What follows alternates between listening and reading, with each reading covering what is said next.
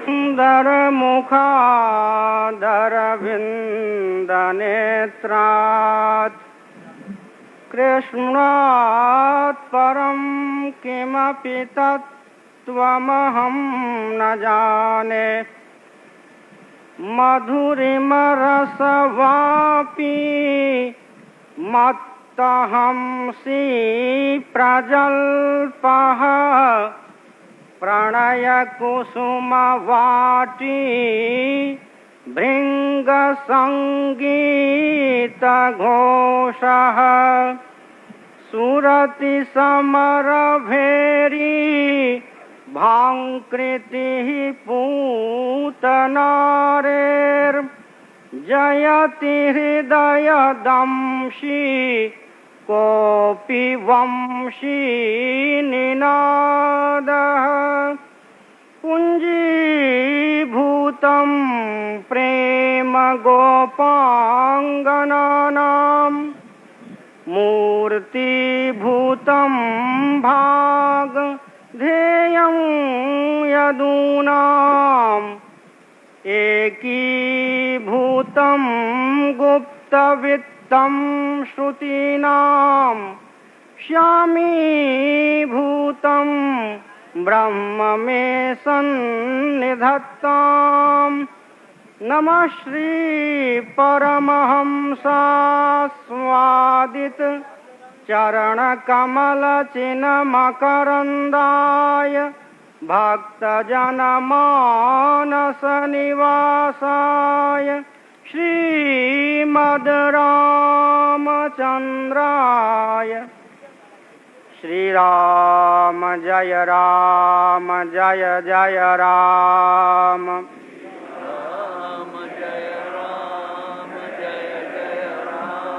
श्रीराम जय जय राम।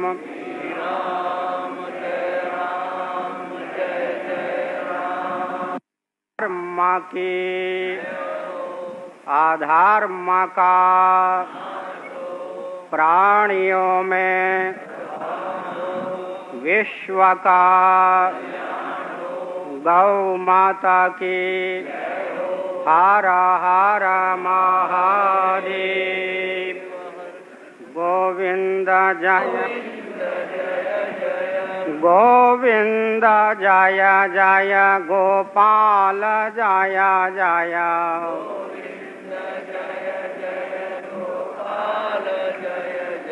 राधा रमण हरि गोविंद जय जय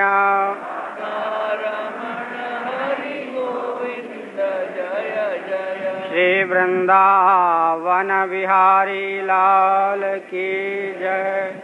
नमो महद्भ्यः। एवं प्रभु प्रेमियों, अमृत महोत्सव की अगवानी करने के लिए देवराज इंद्र ने पहले ही अमृत की वर्षा कर दी है। पूज्यपाद महाराज श्री का नाम है स्वामी श्री अखंडानंद सरस्वती जी। सरस्वती विद्या की अधिष्ठात्री देवी है, स्वप्रकाश चितिस्वरूपा है और अखंड आनंद से आप सभी परिचित हैं ही। स्वप्रकाश अखंड आनंद ही अध्यात्म राज्य में अमृत कहा जाता है। महोत्सव का अर्थ हुआ उस स्वप्रकाश अखंड आनंद की हरिगुरु करुणा से हमारे आपके हृदय में अभिव्यक्ति। वस्तुतः कमनीय वर्णीय परब्रह्म परमात्मा साक्षात प्रत्यगात्मा होकर हमारे आपके हृदय में विलसित हो रहे हैं। ऐसे परब्रह्म परमात्मा के साक्षात्कार का मार्ग सद्गुरुदेव प्रशस्त करते हैं। गोस्वामी तुलसीदास जी महाराज का कहना है, आस प्रभु हृदय अछत अविकारी सकल जीव जग दीन दुखारी, नाम निरूपण नाम जतन थे, स्वऊ प्रगटत जिमि मोल रतन थे। किसी श्रुति का यह अनुवाद गोस्वामी जी करते हैं। भला कौन सी श्रुति है वह? श्रुति भगवती कहती है, आत्मा व अरे द्रष्टव्यः श्रोतव्यो मंतव्यो निदिध्यासितव्यः। गोस्वामी जी का कहना है, कमनीय वर्णीय भगवान जो कि अंतरात्मा प्रत्यगात्मा होकर हमारे आपके हृदय में विलसित हो रहे हैं, उनके साक्षात्कार के लिए पहले नाम का निरूपण करना चाहिए। वस्तुतः श्रवण और मनन इन दो शब्दों के अर्थ को गोस्वामी तुलसीदास जी महाराज ने निरूपण कहकर प्रकट कर दिया है। श्रुति भगवती कहती है श्रोतव्यः मंतव्यः, गोस्वामी जी कहते हैं नाम निरूपण। जब तक हम नाम के माध्यम से भगवत तत्व का प्रतिपादन या निरूपण नहीं करेंगे, तब तक भगवत तत्व की अभिव्यक्ति हमारे लिए कारगर नहीं होगी। जन्म और मृत्यु की अनादि परंपरा के भेदन में समर्थ नहीं होगी। तो निरूपण कहकर गोस्वामी जी ने श्रोतव्य और मंतव्य का अभिप्राय व्यक्त कर दिया। आगे गोस्वामी जी कहते हैं, नाम निरूपण नाम जतन थे। श्रुति भगवती कहती है निदिध्यासितव्यः।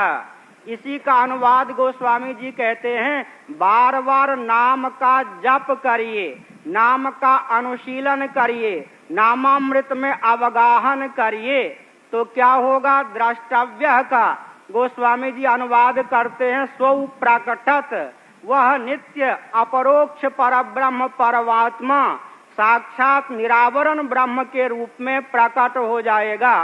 तो वस्तुतः पूज्यपाद महाराज श्री निरावरण ब्रह्म के रूप में विद्यमान हैं। इनके द्वारा हमको आपको जो स्वस्थ मार्गदर्शन मिलता है, उसमें भगवान नाम का माहात्म्य कूट कूट कर भरा होता है। भक्ति सिद्धांत की दृष्टि से विचार करें तो और वेदांत सिद्धांत की दृष्टि से विचार करें तो भगवत तत्व तक पहुंचाने वाला एकमात्र भगवान का नाम ही हो सकता है। बहुत से अक्षर वेदांती कहते हैं, हमको नाम से क्या तात्पर्य, हमारा भगवान नाम से कोई तात्पर्य सिद्ध हो सकता नहीं। नाम तो छोटे स्तर के साधकों के लिए उपकारक हो सकता है। हम तो प्रबुद्ध योग भ्रष्ट हैं, भगवान नाम या तत्व नाम से हमारा क्या प्रयोजन। लेकिन सावधान होकर हम आप विचार करें, जिस समय किसी व्यक्ति को रस्सी में सर्प की भ्रांति होती है, उस समय भी रज्जु तत्व का अभाव नहीं होता है। रज्जुनिष्ठ सत्यता और इदमता का योग हुए बिना सर्प की प्रतीति हो सकती नहीं। नामी रस्सी की विद्यमानता होने पर भी सर्प की भ्रांति निवृत्त हो सकती नहीं। जब कोई आप्त पुरुष कहते हैं नायम सर्पः रज्जुरियम, अरे बावले यह सर्प नहीं, यह तो रस्सी है, तब व्यक्ति के हृदय में जो मोह होता है वह निवृत्त हो जाता है और रस्सी निरावरण हो जाती है। तो वस्तुतः सर्प धारा माला इत्यादि भ्रांति को निवृत्त करने की योग्यता रस्सी के नाम में है, क्योंकि किसी भी वस्तु का विज्ञान नाम के अधीन हुआ करता है। अतः वेदांत मार्ग में भी भगवान नाम का अत्यंत उपयोग है। हम बहुत अनुराग पूर्वक भगवान के नाम का अनुस्मरण करें। पूज्यपाद महाराज श्री के मुखारविंद से हमको आपको जो प्रवचन प्राप्त होता है, वचनामृत प्राप्त होता है, श्रुतियों का तात्पर्य उसमें सन्निहित होता है। वस्तुतः गागर में सागर भरने की क्षमता भगवान ने इनके मुखारविंद में दे रखा है। इससे ये सिद्ध होता है कि यह जगत यद्यपि भ्रांति से ही प्रतीत होता है, फिर भी जब तक भगवत तत्व का बोध नहीं होता तब तक जगत की वास्तविकता का पता नहीं चलता। यहाँ का एक प्रसिद्ध संप्रदाय है श्री राधा वल्लभ संप्रदाय। उसके अनुसार हम विचार करें तो आनंद सिंधु में भव सिंधु की कल्पना हो रही है, और शांकर वेदांत के अनुसार विचार करें तो आनंद सिंधु में भव सिंधु की भ्रांति हो रही है। दोनों रीति से यही निष्कर्ष निकलता है, यह जगत अखंड आनंद स्वरूप ही है, इसमें अनात्म वस्तुओं का तनिक भी अस्तित्व नहीं है। श्री वल्लभाचार्य महाराज के अनुसार विचार करें, स्वात्म वैभव के योग से अखंड आनंद स्वरूप नित्य महोत्सव स्वरूप भगवान अपने आप को ही स्थावर जंगमात्मक जगत के रूप में व्यक्त करते हैं। भगवत तत्व के अतिरिक्त, स्वप्रकाश अखंड आनंद महोत्सव के अतिरिक्त यहाँ पर किसी वस्तु का वस्तुतः अस्तित्व नहीं है।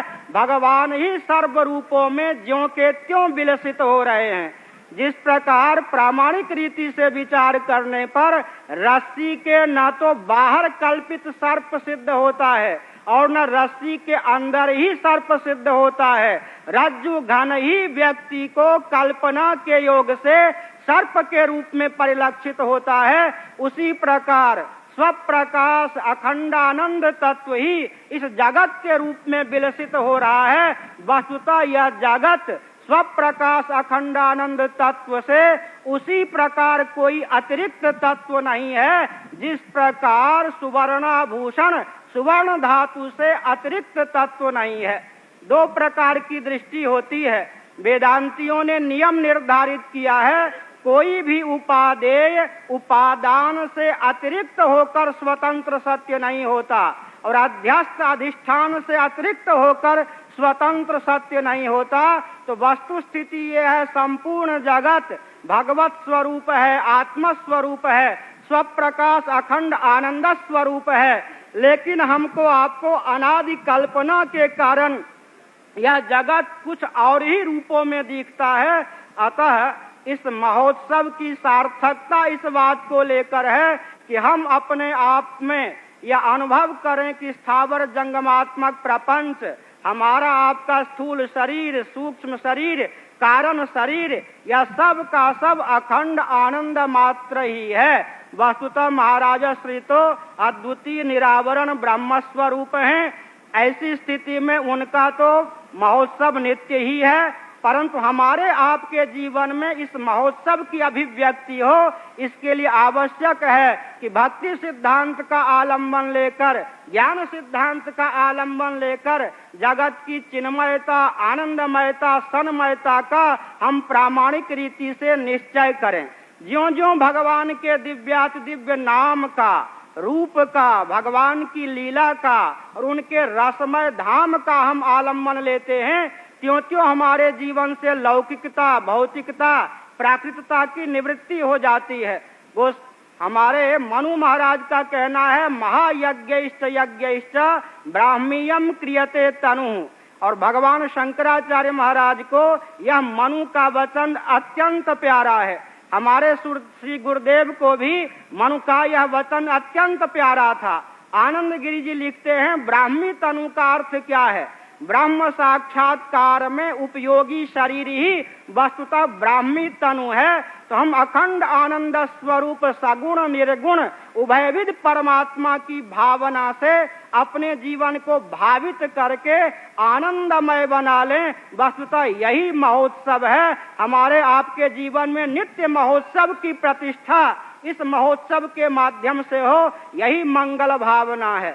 लेकिन सज्जनों, हमारा स्थूल शरीर आनंद सिंधु में पग जाए, हमारा सूक्ष्म शरीर आनंद सिंधु में पग जाए, हमारा कारण शरीर आनंद सिंधु में पग जाए, इसका कुछ क्रम है। जिस प्रकार विजातीय आंवले को या सेब को या बेल को शर्करा की चाशनी में व्यक्ति पागता है, तो विजातीय आंवले में भी, बेल में भी और सेब में भी लोकोत्तर मिठास का संचार हो जाता है। उसी प्रकार पहले हम मान लेते हैं कि हमारा स्थूल शरीर भौतिक, वेदांतियों के अनुसार हमारा सूक्ष्म शरीर भौतिक, लेकिन सदा तद्भाव भावितः अखंड आनंद की भावना से ज्यों ज्यों हमारा चित्त उल्लसित होगा, त्यों त्यों हमारे स्थूल शरीर में, त्यों त्यों हमारे सूक्ष्म शरीर में उसी प्रकार अनुपम रसात्मकता की अभिव्यक्ति होगी, जिस प्रकार विजातीय आमले में भी शर्करा की चाशनी के योग से लोकोत्तर मिठास की अभिव्यक्ति होती है। लेकिन यहीं तक विश्राम नहीं पाना है, क्योंकि जो अखंड आनंद स्वरूप तत्व है वह सजाती विजाति स्वगत भेद शून्य है। एकमेवा द्वितीयम कहकर तीनों प्रकार के भेद का श्रुति ने वारण कर दिया है। अतः हमारा पंचकोशात्मक शरीर भगवत तत्व में, अखंड आनंद तत्व में किसी और उत्कृष्ट विधा से पगना चाहिए, उसकी रूपरेखा करने की आवश्यकता है। गोस्वामी जी कहते, तुलसीदास जगचिद विलास को बूझत बूझत बूझे। इस एक ही पंक्ति के माध्यम से गोस्वामी जी ने संपूर्ण दर्शनों का मंथन प्रस्तुत कर दिया है। एकाएक बूझे पद का प्रयोग नहीं करते। कोई बिरला अधिकारी है जो जगत को चिद विलास या आनंद विलास समझ सकता है, लेकिन पहले मोर्चे पर ही नहीं, बूझत बूझत बूझे। ये बूझत बूझत बूझे क्या पहेली है? ये पहेली है कि चारवाकों के अनुसार, बौद्धों के अनुसार, जैनों के अनुसार और हमारे वैशेषिकों के अनुसार और नैयायिकों के अनुसार पहले जगत को भूतों का विलास समझिए, तब वैराग्य होगा। एकाएक चिद विलास या आनंद विलास या जगत समझ में नहीं आवेगा। इसीलिए गोस्वामी जी ने पहले बार बूझत शब्द का अर्थ यूं प्रकट किया, उन दार्शनिकों से पूछो जगत की मीमांसा जो परमाणुओं को वस्तुतः जगत का उपादान कारण मानते हैं। उनके मत में जगत चिद विलास कहाँ है, आनंद विलास कहाँ है? या तो भूतों का विलास है। अब भूतों के ऊपर भी उठना है, स्मशान में ही थोड़े रहना है, शिव रूप भी तो होना है ना। इसीलिए गोस्वामी जी ने दूसरे बार बूझत शब्द का प्रयोग किया। इस बूझत में उन्होंने सांख्य और योग को आत्मसात कर लिया। पहले बूझत में पूर्व मीमांसा तक का विनियोग कर लिया।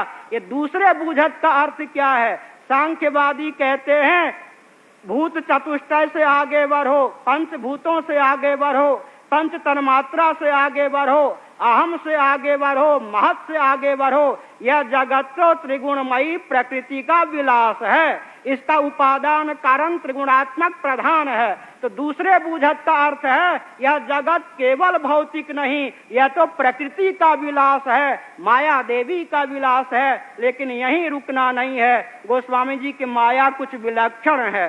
जासु सत्यता ते जर माया भास सत्य इव मोह सहाया।